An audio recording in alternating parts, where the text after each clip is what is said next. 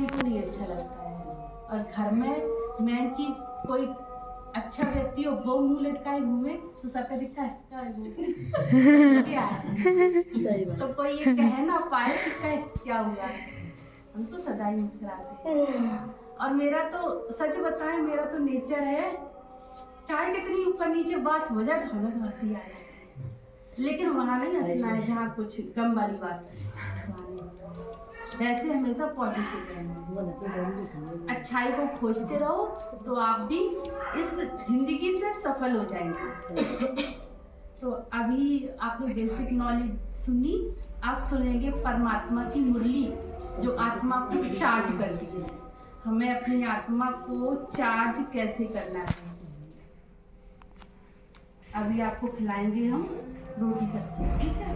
रोटी सब्जी मजा ना आए तो खाना पूरी और खस्ता, पकौड़ा, पनीर, बर्गर, पिज्जा, ठीक है।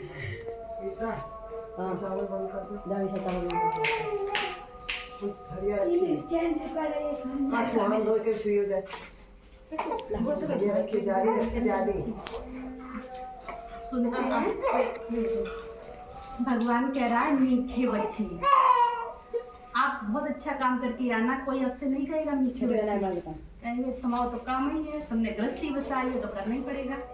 लेकिन भगवान हमसे कभी गाली देता है? आप रो के भगवान के मंदिर में जाना, हे भगवान हम बहुत दुखी हैं, मेरे कष्ट हर दो, फिर भी भगवान क्या कहेगा? सदा खुश रहो।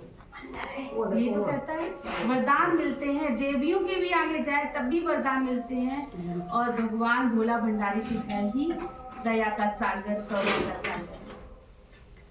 तो ये बताओ पहले, देवता और ये शिवलिंग जो रखी है इसमें अंतर समझते हैं या नहीं? एक ही है। तो आज हम आपको बताएंगे जो शरीरधारी हैं, जैसे राम, कृष्ण, हनुमान, जिसका भी शरीर है उसको एक दिन शरीर छोड़ना अवश्य है, इतना तो जानते हैं। तो राम, कृष्ण, हनुमान, देवी, दुर्गा सब शरीरधारी हैं और शरीर को छोड़ना ही पड़ेगा। तो कहते हैं जहाँ पर भोले बाबा का मंदिर होता है वहाँ पर हम श्री उपाधि नहीं लगाते हैं। जहाँ ऐसे ये शिवलिंग बीच बनी हुई होती है ऐसे, वहाँ पर हम श्री उपाधि लगाते हैं। वहाँ क्या कहेंगे, क्या कहते हैं? ओम नमः शिवाय और शंभु नाथ, भोले बाबा, शिव बाबा, विश्वनाथ, केदारनाथ, अमरनाथ, सोमनाथ, बद्रीनाथ, ये तो कहते हैं जहाँ पर ऐसे शिवलिंग बनी हुई होती है। आपने सुना भी होगा 12 ज्योतिर्लिंगम, वहाँ केवल यही चीज आपको मिलेगी। और गीता में भी लिखा है बिन पग चले सुने विद काना, कर विद करम करे विद नाना। तो परमात्मा के हाथ पैर नहीं है? नहीं है। और राम, कृष्ण, हनुमान जितने भी हैं इनको मेरे ही जैसा शरीर है, आप जैसा शरीर है, सुंदर काया है, कपड़े भी अच्छे पहने, अच्छा अच्छा खाते भी हैं जैसे हम लोग खाते हैं। और जहाँ पर देवताएं होते हैं उनके आगे हम स्त्री लगाते हैं, स्त्री माना श्रेष्ठ, तो कहते फिर पीछे ए लगाते हैं, देवताएं कहते हैं, देवताएं, पुण्यात्माएं, पाप आत्माएं, देव आत्माएं, ए का मतलब हो गया अनेक। और परमात्मा के पीछे हम कभी श्री उपाधि नहीं लगाते आगे और ना ए लगाते, वहां कहते परमात्मा, शंभु, भोले बाबा, क्योंकि एक परमात्मा की याद से हम देवता, महानात्मा, पुण्यात्मा बन सकते हैं, लेकिन परमात्मा नहीं बन सकते हैं। तो देवताएं अनेक हैं और परमात्मा एक है। उसको कहते हैं हम शिव बाबा, नाथों के नाथ, भोलेनाथ, पाप कटेश्वर, मुक्तेश्वर, भोले बाबा, भोले भंडारी। शिवरात्रि को उन्हीं का तो व्रत रखते हैं। बताओ शिव और शंकर एक है या अलग अलग हैं? एक अलग अलग है। हाँ, माता जी तो जानती हैं, हम इन लोगों से बात कर रहे हैं। शिव और शंकर अलग अलग हैं। वैसे आपके हिसाब से एक हम मान के चल रहे हैं, लेकिन दोनों में अंतर है। देखो शंकर जी आंख बंद करके तपस्या में बैठे हैं कैलाश पर्वत पर। बताओ वो किसका ध्यान कर रहे हैं? शंकर जी कैलाश पर्वत पर आंख बंद करके तपस्या में बैठे हैं। वो किसी का तो ध्यान कर रहे हैं, किसका कर रहे हैं? परमात्मा का। वो इनका ध्यान कर रहे हैं। अगर ये दोनों एक ही हैं तो वो ध्यान किसका कर रहे हैं? क्या कहेंगे? शंकर शरीरधारी है और शिव निराकार है। शंकर जी विनाशकारी हैं और शिव भोले भंडारी कल्याणकारी हैं। शिव पिता हैं और शंकर पुत्र हैं। और शिवरात्रि जब आती है, आपके घर में शंकर जी का चित्र रखा हो, उन पर जल चढ़ा देना। चढ़ाएंगे? नहीं। तब इनको ही ढूंढेंगे कि ये कहीं पिंडी वाले भोले बाबा मिल जाए तो उनके ऊपर हम जल, बेलपत्री, गन्ना, धतूरा सब चढ़ा दें, मेरा व्रत सफल हो जाएगा। तो शंकर जी की फोटो रखी है, वो क्यों रखी है? उन पर जल चढ़ाओ, नहीं चढ़ाएंगे? इसलिए इन दोनों में अंतर है। शंकर देवताएं हैं, कहते हैं विष्णु देवताए नमः, शंकर देवताए नमः, फिर कहते हैं शिव परमात्मा नमः। परमात्मा एक है और देवताएं अनेक हैं। एक परमात्मा की याद से हम देवता, महानात्मा, पुण्यात्मा बन सकते हैं, लेकिन परमात्मा नहीं बन सकते।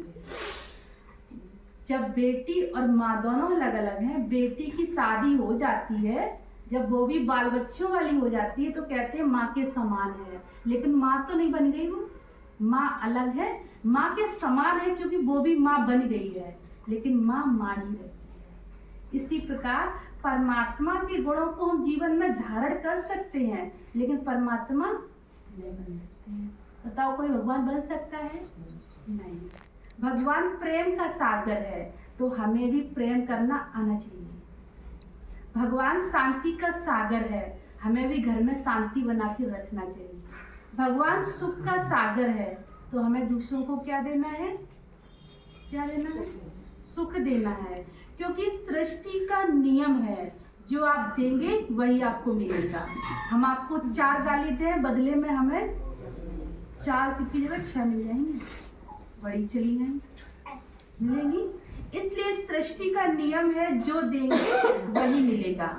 तो परमात्मा सभी गुणों का भंडार है, उससे गुण शक्तियां लेते जाओ और अपने जीवन को सजाते जाओ, आपका जीवन अच्छा बन जाए। तो अभी आपको सुनाएंगे परमात्मा के महावाक्य। बात करेंगे तो फिर क्या होगा? क्या होगा? आपके शब्द बाहर निकल जाएंगे, है ना? कुछ समझ में नहीं आएगा कि हम क्या बोल रहे हैं। इसलिए अपने मन को एकाग्र करके बैठना है, तो आपको समझ में आएगा। भगवान कह रहा है, मीठे बच्चे डेड साइलेंस में जाने का अभ्यास करो। शांति में बैठ के भगवान को याद करने का अभ्यास करो। कर सकते हैं? हम ये नहीं करें पूरे दिन अलती पलती मारे बैठे रहो।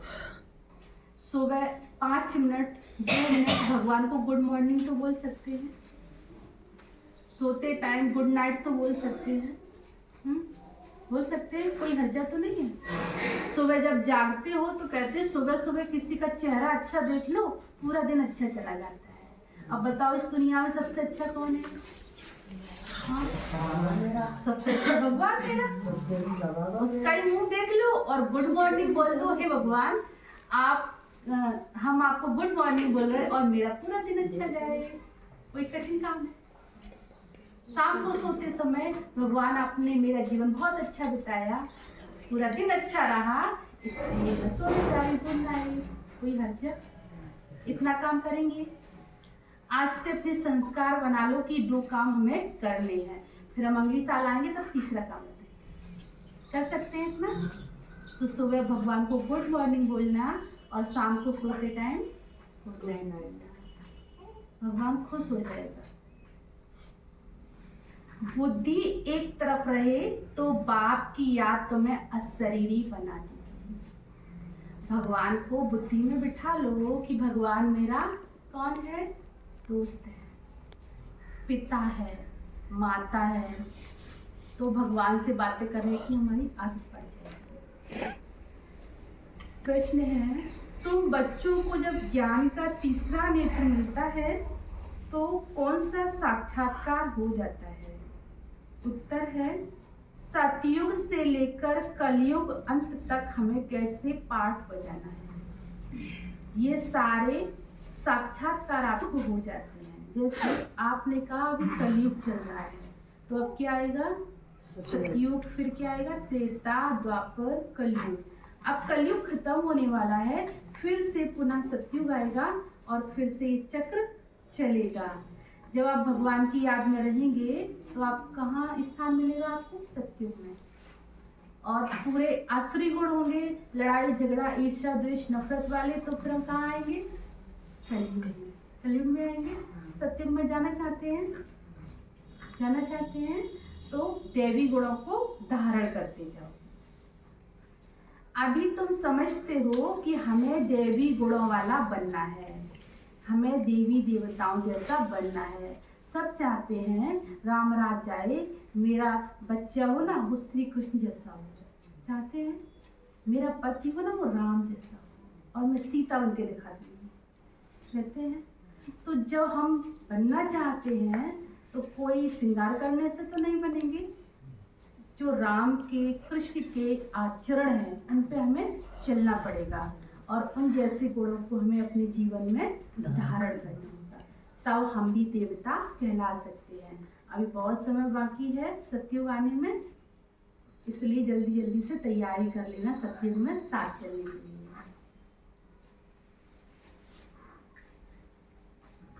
धारणा के लिए मुख्य सार है, पहली पॉइंट है अपने सब हिसाब किताब चुप करके घर जाने की तैयारी करनी है। जितने भी मेरे कर्म हो हैं वो सब यहाँ ही चुप करने हैं। साथ लेके गए तो अगले जन्म चुप करना पड़ेगा। अब मेरा कुछ तो हिसाब होगा जो हम यहाँ इसी समय आए, आगे पीछे भी आए थे लेकिन यहाँ नहीं आए थे। तो आपके साथ भी मेरा क्या था? हिसाब किताब, इसलिए हम यहाँ आए। और आपका था तो आपने मुझे बुला लिया, और मेरा भी समय ऐसा था, मुझे यहाँ आना ही पड़ा। इसलिए भगवान कहता है जितने भी जिसके साथ हिसाब किताब है यहाँ ही चुप करने हैं। जैसे आप रास्ते में कहीं जा रहे हैं, अगर कहीं चोट लगनी होगी तो लगेगी आपको, आप खूब संभाल के चलना। उस समय क्या था? हिसाब किताब है, वहीं तो चुप करना है। न मल्लावा के आगे न पीछे, बीच सड़क पे जब मेरा कोई नहीं था तब तीसरे ने आके ठोकर मार दी, उस समय मेरा क्या था? उससे कुछ हिसाब किताब था, लेन देन था। जो उसने ठोकर मारी और हमने चार बातें सुनाई, खड़े हो गए, दोनों चले गए अपने अपने रास्ते अलग अलग, हिसाब किताब था। तो भगवान कह रहा है सब कुछ यही चुप करना है, कुछ लेके नहीं जाना है। हाँ, लेके जाना है अच्छे कर्म, जो लोग जाने के बाद भी आपको याद करना। संपूर्ण पावन बनना है, ज्ञान सागर से ज्ञान को स्वरूप में लाना है। जैसे हमने कहा बहुत मीठे हैं रसगुल्ला, आपके मुंह में कैसा स्वाद आया? मीठा। ये मर्ज किसने किया? किसने किया ये मर्ज? आत्मा ने। मुंह में मीठा स्वाद आया, नमकीन तो नहीं आया, ना कड़वा आया। हमने कहा परमात्मा शांति का सागर है, शांति की किरणें आई, आती है ना। भगवान सुख का सागर है, सुख मिलता है। तो इसी प्रकार अपने स्वरूप में आना है। स्लोगन है मन और बुद्धि को कंट्रोल में रखो तो अशरीरी बनना सहज हो जाएगा। मन बुद्धि मेरे कंट्रोल में है। जैसे सबका मन अपने अपने पास है, कहीं बैठे भले यहाँ हैं, हो सकता घर में हो, नानी के घर में लगा हो बच्चों का, मेरा भी अपनी नंद के पास पहुँच गया हो, अपने नंदोई के पास पहुँच गया हो, अपने मायके में पहुँच गया हो, होता है ऐसा। तो अगर मन बुद्धि हमारे कंट्रोल में है, उस समय मुझे भगवान की याद आए और उस समय कुछ घटना भी होने वाली होती है तो वो भी टल जाती है। कितना फायदा होता है। मान लीजिए हम स्कूटी से जा रहे हैं या फिर 4 व्हीलर में जा रहे हैं, तो उस समय हमें क्या करना चाहिए? ड्राइवर तो मान लो गाड़ी चला रहा है और हम गड़बड़ सड़बड़ बातें कर रहे हैं, उस टाइम कोई घटना हो जाए तो कैसा लगेगा, कैसा लगेगा? अंत मते सो गति हो जाएगी। हम जहाँ दुख में परेशान थे, रो रहे थे, उसी दुख में पहुंच गए। जैसे एक टैक्सी वाला था, एक बार टैक्सी वाले ने और पंडा ने, दोनों ने एक साथ शरीर छोड़ा। एक्सीडेंट हो गया था। टैक्सी वाला जो ड्राइवर था उसने, और पंडा हुई है मेरी जैसे पीले कपड़ा वाले, दो जने बैठे इकट्ठे शरीर छोड़ा। भगवान के पास सीधे पहुंचे जाके, तो भगवान से कहा देखो हिसाब किताब, चित्रगुप्त ने कहा इनका हिसाब किताब देखो क्या है। तो भगवान ने कहा कि ड्राइवर के हिस्से भाग्य में सुख ही सुख है और स्वर्ग है, और जो पंडा जी है ना इनके में तो नरक ही नरक है। पंडा एकदम गर्म हो गए, ये कैसा भगवान, मैंने तो पूरी जिंदगी कथा भागवत सुनाई, लोगों को ज्ञान सुनाया, और मेरे भाग्य में नरक, ये कैसे हो सकता है? और जो ड्राइवर पूरे दिन गाड़ी चलाता था और इसके भी स्वर्ग कैसे है? फिर भगवान से कहा दोबारा देखो कहीं चित्रगुप्त गड़बड़ तो नहीं कर रहा है। फिर दोबारा देखा गया तो वही थी, ड्राइवर के हिस्से में स्वर्ग था और पंडा के हिस्से में नरक था। तो भगवान ने बताया कि जब ड्राइवर गाड़ी चलाता था तो भगवान से कहता था भगवान हम गाड़ी चला रहे हैं, मेरा ख्याल रखना, और जो मेरे साथ ये सब बैठे हैं इनका भी आप ख्याल रखना, मेरी यात्रा अच्छी हो जाए। और जो पंडा जी थे ना, जो अपनी कहते और रुपया मिले घर चले गए, कोई ओंगरो कोई सूटर बन रहो, इसलिए नरक ही नरक। तो ऐसा तो यहाँ कोई नहीं कर रहा है, हम सुना तो रहे हैं, मन कहीं और रहा है? ऐसा तो नहीं कर रहे हैं। इसलिए ध्यान से सुनना, स्वर्ग ही हिस्से में लिखाना, तो मेरा मन बुद्धि कंट्रोल में होगा तो भगवान की याद अच्छे से आएगी ना। सब टेंशन फ्री रहना चाहते हैं, जो टेंशन फ्री रहना चाहते हैं वहाँ पर कोई टेंशन में रहना चाहता है? कोई देवी देवताओं जैसा मुस्कुराना चाहता है? किसी को बुढ़ापा अच्छा लगता है? अच्छा लगता है? नहीं, सब चाहते हैं यंग रहें। यंग के लिए हम ब्यूटी पार्लर जाते हैं, क्रीम पाउडर बढ़िया चमकी लोग फेशियल करते हैं, गोल्डन जो 12 साल के यही तो होता है। और पैसा ही नहीं होगा तो फिर कहाँ ब्यूटी पार्लर जाएंगे, है ना? तो फिर उसका एक ही उपाय, ध्यान से सुनना, जब मेरी सांस की गति बहुत तेज चलती है, लड़ाई झगड़ा करके आओ कौन से, फिर देखो सांस, अरे तसल्ली बात बताओ क्या बात है? ऐसा गई थी, ऐसा गई थी। सबको अपनी अपनी सांसें गिनती की मिली है, बताओ मिली है या नहीं? अब फाय फाय करके निकाल दे तो बुढ़ापा जल्दी आएगा, जल्दी आएगा। और सांसें धीरे धीरे चलेगी। जब आप बहुत रिलैक्स मूड में हो, शांति के मूड में हो, बहुत अच्छे से बैठे हो, खुशनुमा चेहरा हो, तब आपकी सांस की गति कैसे चलती है बताओ? ठीक ठीक ठीक, धीरे धीरे चलती है ना। आपने खुद ही प्रैक्टिकल किया होगा। तो अपनी सांस की गति कैसे चलानी है? धीरे धीरे। और धीरे धीरे कब चलेगी? जब हम साइलेंस मोड पे होंगे तभी चलेगी।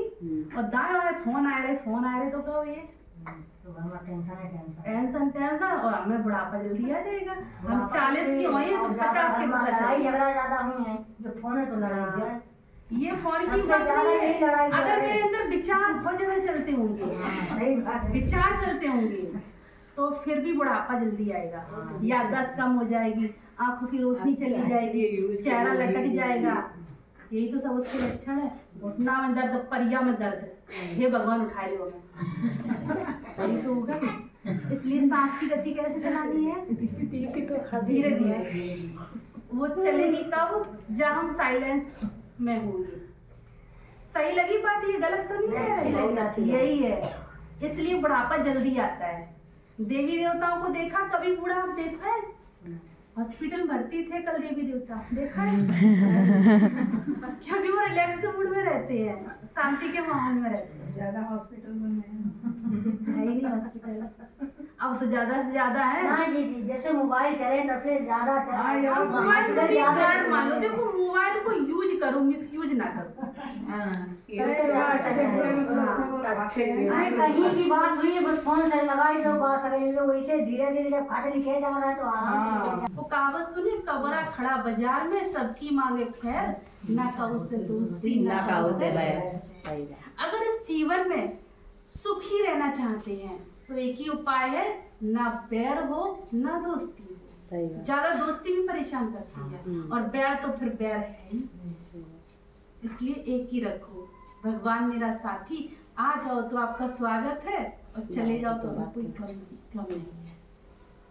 और अगर किसी को बात सुनाने की आदत होगी तो क्या होगा, वे आ जाए तो हम बताए थे अपने घर की पंचायत, वो पंचायत बड़ी से जोड़ दी गई, शाम को हमारी लगी क्लास, फिर हम मोबाइल में ये सगरी पंचायत मिला क्या, टेंशन के अलावा कुछ नहीं। यही टेंशन का कारण है तो बुढ़ापा हमारे ऊपर जल्दी आ जाता है।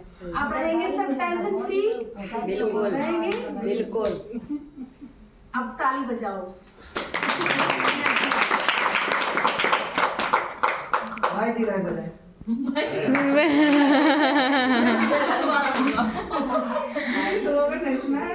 स्लोगन सुना दिया मैंने। स्लोगन था, मन और बुद्धि कंट्रोल में हो तो अशरीरी बनना सहज हो जाएगा।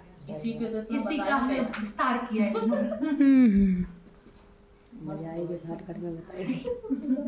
और अगर बोर हो गए तो एक एक्सरसाइज करें।